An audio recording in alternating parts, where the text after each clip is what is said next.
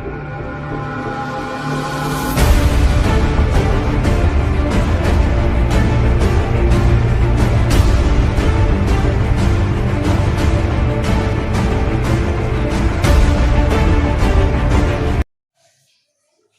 दोस्तों, मेरा नाम सुनील है और मैं आप सभी का हमारे YouTube channel Vinayak classes Pipar city में हार्दिक स्वागत करता हूं। आज हम बात करेंगे फ्यूचर टेंस के दूसरे प्रकार की, जिसका नाम है फ्यूचर कंटिन्यूअस टेंस। और फ्यूचर कंटिन्यूअस टेंस में भी सबसे पहले हम पढ़ेंगे हेल्पिंग वर्ब, जिसका हिंदी में अर्थ होता है सहायक क्रिया। आप देखिए, फ्यूचर कंटिन्यू टेंस की हेल्पिंग वर्ब कौन कौन सी हैं? एक तो है शैल बी और दूसरी है विल बी। आप देखिए, सब्जेक्ट आई और वी के साथ शैल बी का प्रयोग होता है और अदर सब्जेक्ट के साथ यानी कि अन्य कर्ताओं के साथ हम विल बी का प्रयोग करते हैं। अब हम आगे बात करते हैं मेन वर्ब यानी मुख्य क्रिया। वर्ब की फर्स्ट फॉर्म प्लस आईएनजी, यानी कि फ्यूचर कंटिन्यू टेंस में हमें V1 के साथ आईएनजी का प्रयोग करना है। फिर हम आगे बात करते हैं एडवर्बियल्स यानी कि समय सूचक शब्द या वाचक शब्द। अब देखिए, फ्यूचर कंटिन्यू टेंस की एडवर्बियल्स कौन कौन सी हैं? टुमारो प्लस क्या है? एट दिस टाइम आए या एट दिस मोमेंट आए। फिर है इन प्लस टाइम, यानी कोई भी भविष्य संबंधी सन, जैसे 2025, 2021, 2030, 2050, इस प्रकार, यानी कोई भी भविष्य संबंधी सन। फिर है उसके साथ क्या है? एट दिस टाइम या एट दिस मोमेंट आए। अब देखिए, इन एडवर्बियल्स का अर्थ क्या होगा कि कल, इस समय या कल, इस क्षण। फिर कह रहा इन प्लस टाइम, यानी कोई भी भविष्य संबंधी सन और उनके साथ क्या है? एट दिस टाइम या एट दिस मोमेंट, जैसे इस सन 2025 में, इस समय 2030 में, इस समय 2050 में, इस प्रकार।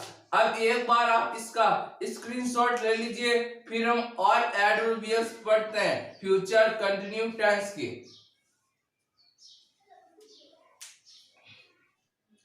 अब देखिए, हमारे फ्यूचर कंटिन्यू टेंस की और कौन कौन सी एडवर्बियल्स हैं। एक तो है इन these days plus next year और दूसरी है at this time plus next day. अब देखिए, अब इनका हिंदी अर्थ क्या होगा कि इन दिनों अगले साल और इस समय अगले दिन। ठीक है, अब हम कुछ एग्जांपल्स लेते हैं ताकि आपको पता चल सके कि कैसे एडवर्बियल्स की सहायता से हम correct form of the word सही कर सकते हैं। तो हमारा एग्जांपल नंबर 1 है, ही खाली जगह give two exams in his school in these days next year. अब देखिए, एग्जांपल नंबर 1 का हिंदी अर्थ क्या है कि वह इन दिनों अगले साल अपने विद्यालय में परीक्षा दे रहा होगा। अब देखिए, यहाँ पर एक चीज का आपको विशेष तौर से ध्यान रखना है कि केवल क्या है, केवल इन दीज डेज आए तो उसमें हमेशा ही प्रेजेंट कंटिन्यू टेंस का प्रयोग होता है, और केवल नेक्स्ट ईयर आए यानी कि केवल नेक्स्ट प्लस टाइम यानी morning, evening, day, night, week, month और ईयर आए तो उसमें हमेशा ही फ्यूचर सिंपल टेंस का प्रयोग होता है। लेकिन इन दीज डेज प्लस क्या आए, नेक्स्ट ईयर आए तो उसमें हमेशा ही फ्यूचर कंटिन्यू टेंस का प्रयोग होगा। तो यह तो कंफर्म हो गया कि पहले वाले वाक्य में फ्यूचर कंटिन्यू टेंस का प्रयोग हुआ है। अब जाओ सब्जेक्ट के पास। सब्जेक्ट यहाँ पर क्या है? अदर सब्जेक्ट है, और हमें पता है फ्यूचर कंटिन्यू टेंस में सब्जेक्ट आई और वी के साथ शैल बी प्लस V1 के साथ आईएनजी का प्रयोग होता है, और अदर सब्जेक्ट के साथ विल बी प्लस V1 के साथ आईएनजी का प्रयोग होता है। यहाँ पर सब्जेक्ट क्या है? अदर है यानी कि अन्य करता है, तो खाली जगह में हम विल बी प्लस V1 के साथ आईएनजी का प्रयोग कर देंगे। तो यहाँ पर आ जाएगा विल बी, फिर वर्ब दे रखी है गिव, जिसका अर्थ होता है देना। इसकी हम फर्स्ट फॉर्म लेंगे और उसके साथ आईएनजी लगा देंगे, तो यहाँ पर आ जाएगा गिविंग। इसी प्रकार एक और एग्जाम्पल लेते हैं, तो हमारा दूसरा एग्जाम्पल क्या है, in 2022 at this moment comma we खाली जगह स्टार्ट ए न्यू बिजनेस। अब देखिए दूसरे वाक्य का हिंदी अर्थ क्या होगा कि इस सन 2022 में हम एक नया बिजनेस शुरू करेंगे या हम एक नया व्यापार शुरू करेंगे। कब? इस समय 2022 में। ठीक है, अब देखिए दूसरे एग्जाम्पल में एक चीज का विशेष तौर से ध्यान रखना है कि केवल क्या है, इन प्लस टाइम, यानी कि कोई भी भविष्य संबंधी सन जैसे 2022, 2050, 2021, 2030, केवल इन प्लस टाइम यानी कोई भी भविष्य संबंधी सन आए तो उसमें हमेशा ही फ्यूचर सिंपल टेंस का प्रयोग होता है, और केवल क्या है, एट दिस मोमेंट आए तो उसमें हमेशा ही प्रेजेंट कंटिन्यू टेंस का प्रयोग होता है। लेकिन जब इन प्लस टाइम आए और उसके साथ क्या है, या तो एट दिस मोमेंट या एट दिस टाइम आए तो उसमें हमेशा ही फ्यूचर कंटिन्यू टेंस का प्रयोग होगा। तो यह तो कंफर्म हो गया कि दूसरे वाक्य में फ्यूचर कंटिन्यू टेंस का प्रयोग हुआ है। अब जाओ सब्जेक्ट के पास। सब्जेक्ट यहाँ पर क्या है, वी है, और हमें पता है फ्यूचर कंटिन्यू टेंस में सब्जेक्ट आई और वी के साथ हम शैल बी प्लस V1 के साथ आईएनजी का प्रयोग करते हैं। तो यहाँ पर खाली जगह में आ जाएगा शैल, फिर बी, फिर वर्ब दे रखी है स्टार्ट, जिसका अर्थ होता है शुरू करना। इसकी हम फर्स्ट फॉर्म लेंगे और उसके साथ आईएनजी लगा देंगे, तो यहां पर आ जाएगा स्टार्टिंग।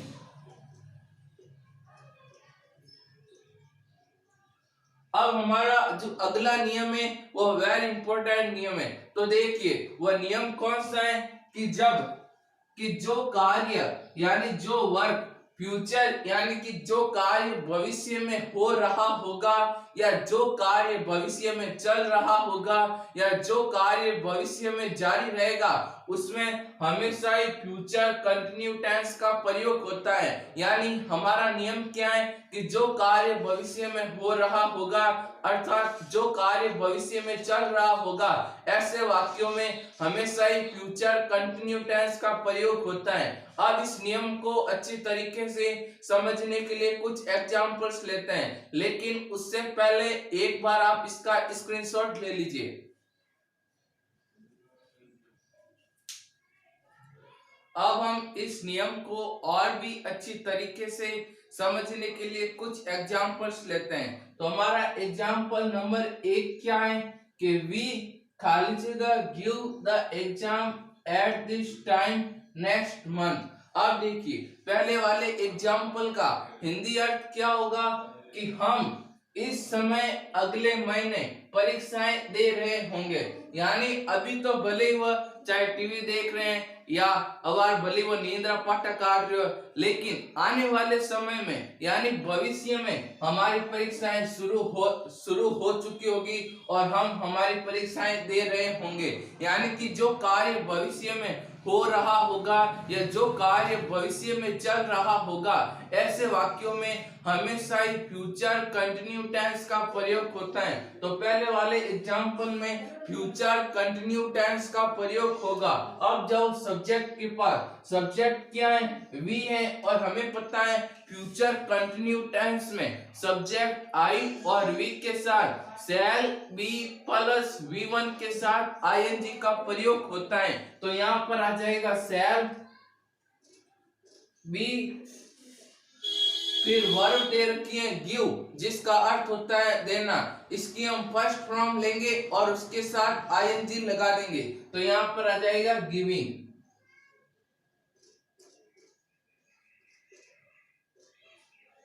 इसी प्रकार एक और एग्जाम्पल लेते हैं। तो हमारा एग्जाम्पल नंबर 2 क्या है? ही खाली जगह make food tomorrow at this time.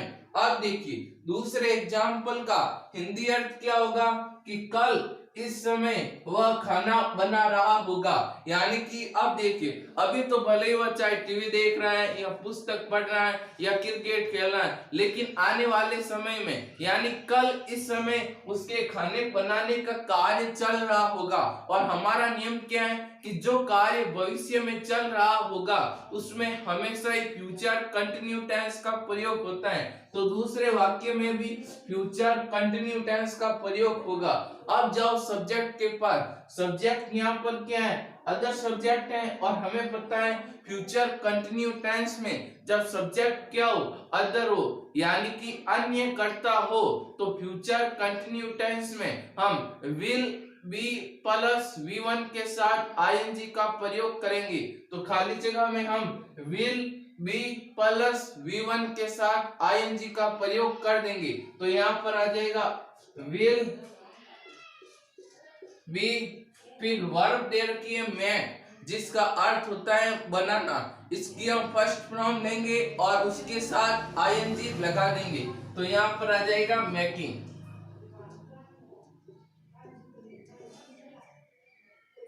अब देखिए अब मैं आपको एक ऐसा नियम बताने जा रहा हूं जो वेरी इंपॉर्टेंट नियम है। और ये ऐसा नियम है जो बच्चों को बहुत ही कम पता होता है और बच्चे एरर में बहुत सारी गलतियां कर देते हैं। तो इस नियम का आपको बहुत ही जरूर रूप से ध्यान रखना है। तो देखिए वह नियम क्या है कि कुछ ऐसी वर्ब होती हैं, यानी कि कुछ ऐसी क्रियाएं होती हैं जिनका प्रयोग कभी भी कंटिन्यू टेंस में नहीं होता है। यानी कि कुछ ऐसी वर्ब हैं जिनका प्रयोग हम कंटिन्यूअस टेंस में नहीं कर सकते हैं। क्यों? इसका कारण क्या है कि ऐसी वर्ब के साथ कभी भी आईएनजी फॉर्म नहीं लगता है। यानी कि ऐसी वर्ब के साथ कभी भी आईएनजी फॉर्म नहीं लगता है या ऐसी वर्ब के साथ कभी भी आईएनजी फॉर्म का प्रयोग नहीं किया जाता है। तो वे ऐसी वर्ब कौन कौन सी हैं उससे पहले एक बार आप इसका स्क्रीनशॉट ले लीजिए, फिर हम आगे बात करते हैं कि वे वर्ब कौन कौन सी है जिनके साथ आईएनजी फॉर्म नहीं लगता है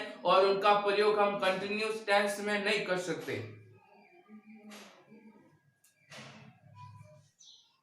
अब देखिए वे वर्ब कौन कौन सी हैं जिनका प्रयोग जिनके साथ आईएनजी फॉर्म का प्रयोग नहीं होता है और जिनका प्रयोग हम कंटिन्यूअस टेंस में नहीं कर सकते हैं। तो देखिए वे वर्ब कौन कौन सी हैं। तो वे वर्ब हैं see, taste, hear, think, know, remember, feel, look, appear, own, have, belong, love, wish, had और refuse।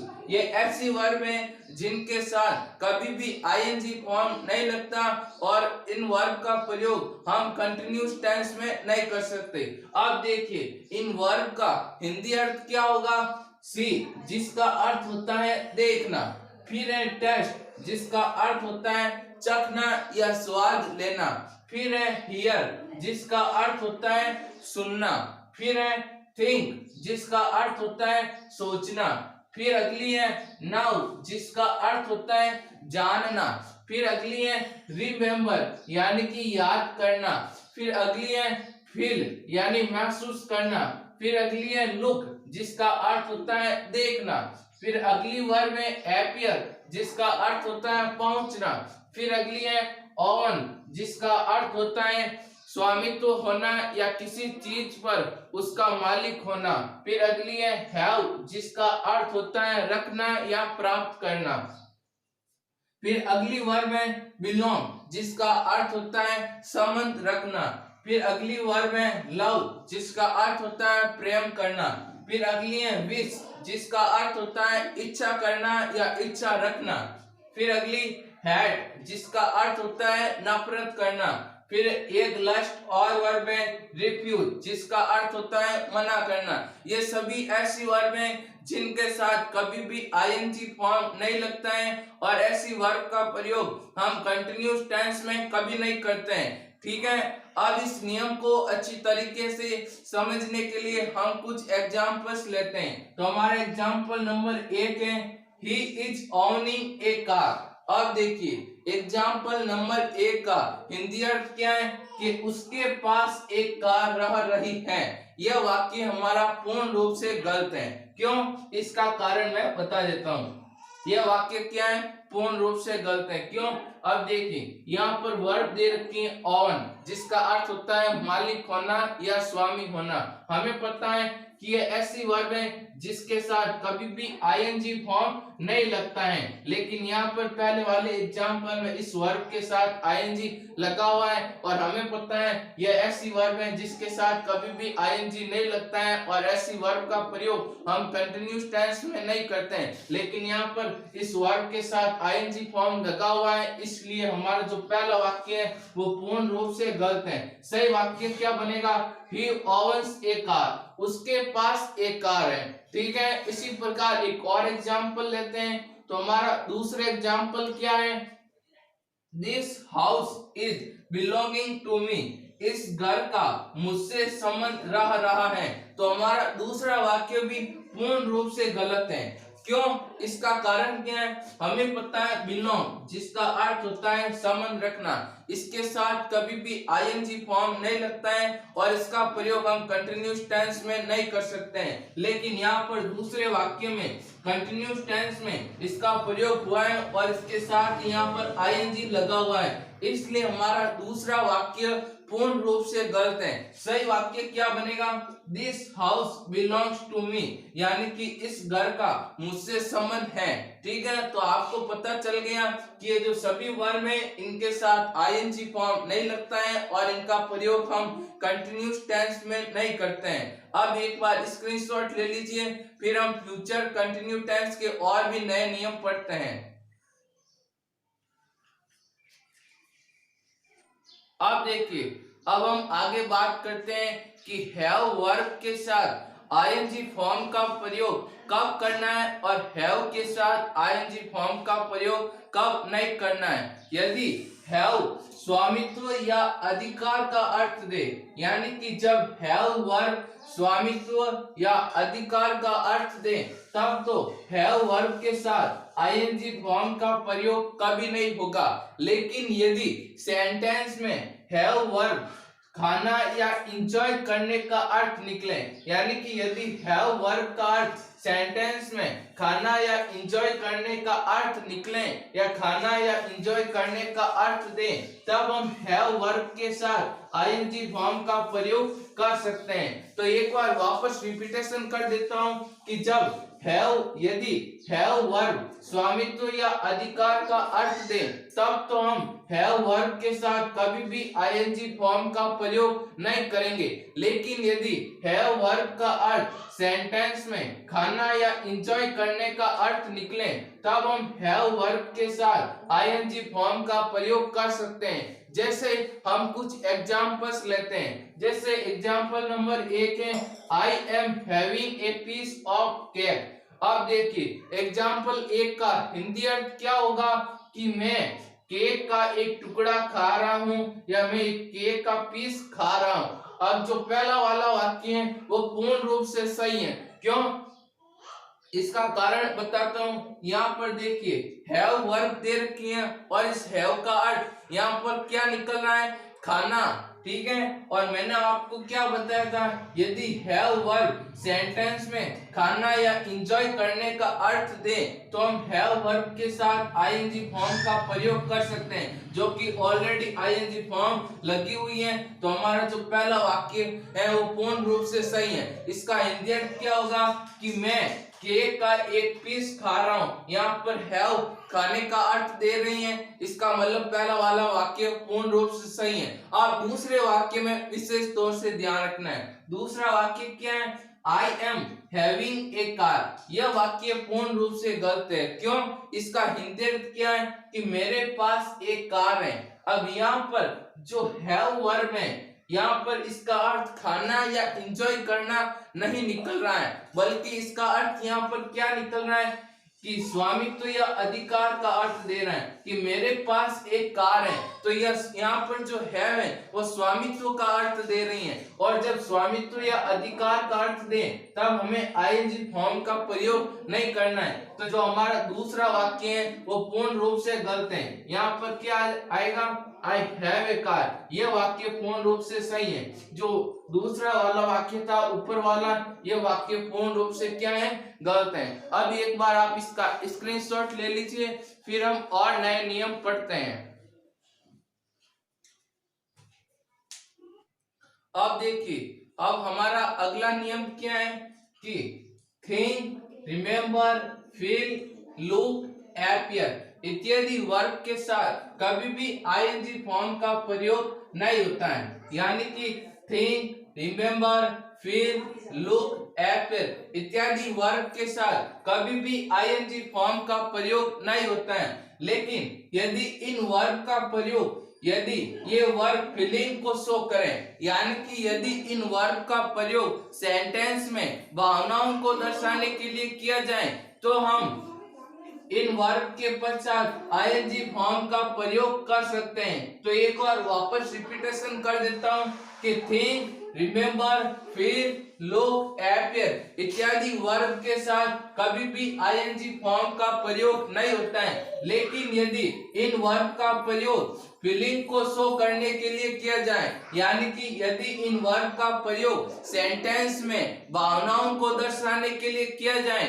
तब हम इन वर्ब के साथ आईएनजी फॉर्म का प्रयोग कर सकते हैं। जैसे कुछ एग्जांपल्स लेते हैं। एग्जांपल नंबर 1 है I am thinking of you, मैं तुम्हारा ही सोच रहा हूं या मैं तुम्हारे बारे में ही सोच रहा हूं। अब देखिए, यहाँ पर वर्ब दे रखी है थिंक, जिसका अर्थ होता है सोचना। अब यहाँ पर जो थिंक है उसका प्रयोग सेंटेंस में भावनाओं को दर्शाने के लिए किया गया है कि मैं तुम्हारे बारे में ही सोच रहा हूँ या तुम्हारा हित सोच रहा हूँ कि होड़ पढ़ लो तो नौकरी में लाग जाओ, यानी तुम्हारे बारे में ही सोच रहा हूँ, यानी भावनाओं को दर्शाने के लिए किया गया है। इसके कारण यहाँ पर थिंक वर्ब के पश्चात आईएनजी फॉर्म का प्रयोग करेंगे, जो कि ऑलरेडी आईएनजी फॉर्म लगी हुई है। तो हमारा पहला वाला वाक्य पूर्ण रूप से सही है। इसी प्रकार एक और एग्जांपल लेते हैं। यू आर लुकिंग गुड, तुम अच्छे दिख रहे हो, यानी कि तू घणो फूटरो लाग रही हो, कहीं ना तन आका तीज में सिसिम उतार दे, यानी कि पनाए दे। तो अब देखिए दूसरे वाले वाक्य में, अब यहाँ पर वर्ब दे रखी है लुक, जिसका अर्थ होता है देखना। अब दूसरे वाले वाक्य में लुक का प्रयोग, यानी लुक वर्ब का प्रयोग भावनाओं को दर्शाने के लिए किया गया है कि तुम अच्छे दिख रहे हो, कहीं डाकातीज में थनी पनाए ने, यानी भावनाओं को दर्शाने के लिए किया गया है। इसके कारण लुक वर्ब के पश्चात हम आईएनजी फॉर्म का प्रयोग करेंगे, जो कि ऑलरेडी आईएनजी फॉर्म लगी हुई है। तो हमारा दूसरा वाक्य भी बिल्कुल सही है। ठीक है, अब हमारा अगला नियम है जो वेरी इंपॉर्टेंट नियम है, और इस नियम में बच्चों को बहुत ही कम पता होता है। तो देखिए वह नियम कौन सा है कि जब सेंटेंस में क्या दे रखी हो, वर्ब दे रखी हो, और वर्ब से पहले क्या हो, प्रीपोजिशन, तो प्रीपोजिशन के बाद हम V1 प्लस आईएनजी का प्रयोग करेंगे, यानी कि वर्ब की फर्स्ट प्रोनाउन के साथ आईएनजी का प्रयोग करेंगे। एक बार वापस रिपीटेशन कर देता हूँ कि जब सेंटेंस में क्या हो, वर्ब दे रखी हो, और वर्ब से पहले क्या हो, प्रीपोजिशन हो, केवल टू के अलावा, यानी केवल टू को छोड़कर। क्यों?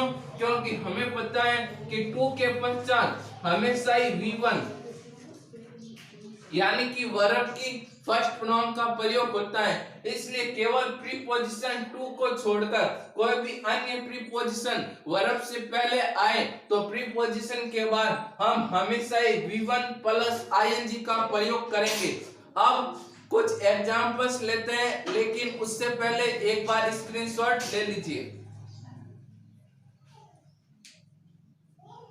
अब देखिए हमारा एग्जांपल नंबर 1 है कि आई वॉश माई हैंड बिफोर खाली जगह ईट फूड।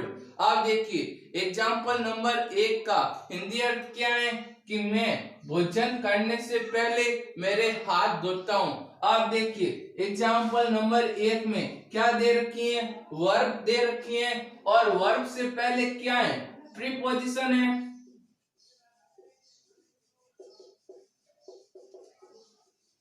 यानी कि पहले वाले वाक्य में वर्ब दे रखी है और वर्ब से पहले क्या है, प्रीपोजिशन है तो हम प्रीपोजिशन के बाद V1 प्लस ing का प्रयोग कर देंगे। तो यहाँ पर खाली जगह में आ जाएगा ईटिंग। इसी प्रकार एक और एग्जाम्पल लेते हैं। तो एग्जाम्पल नंबर 2 है we must keep away from smoke. तो देखिए दूसरे एग्जाम्पल का हिंदी अर्थ क्या होगा कि हमें हमेशा जो स्मोकर्स होते हैं यानी कि जो धूम्रपान करने वाले लोग होते हैं उनसे हमेशा ही दूरी बनाए रखनी चाहिए। आप देखिए यहाँ पर दूसरे वाक्य में क्या दे रखी है, वर्ब दे रखी है और वर्ब से पहले क्या है, प्रीपोजिशन है। जब वर्ब से पहले क्या हो, प्रीपोजिशन हो, तब वर्ब के पश्चात प्रीपोजिशन के पश्चात हम V1 प्लस ing का प्रयोग कर देंगे। तो यहाँ पर वर्ब दे रखी है स्मोक, जिसका अर्थ होता है धूम्रपान करना। इसकी हम फर्स्ट फॉर्म लेंगे और उसके साथ ing लगा देंगे। तो यहाँ पर आ जाएगा स्मोकिंग।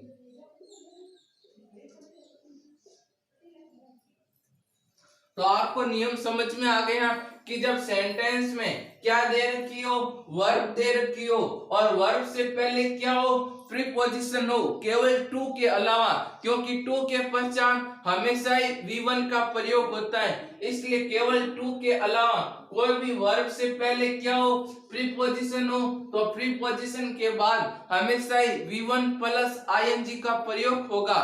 तो आज हमारा फ्यूचर कंटिन्यूअस टेंस पूर्ण रूप से खत्म हो गया। कल हम बात करेंगे फ्यूचर परफेक्ट टेंस। तो आशा करता हूं आपको वीडियो अच्छा लगा होगा। यदि अच्छा लगा है तो प्लीज लाइक करें, शेयर करें और हमारे YouTube channel Vinayak classes preparatory को सब्सक्राइब करें। Thank you.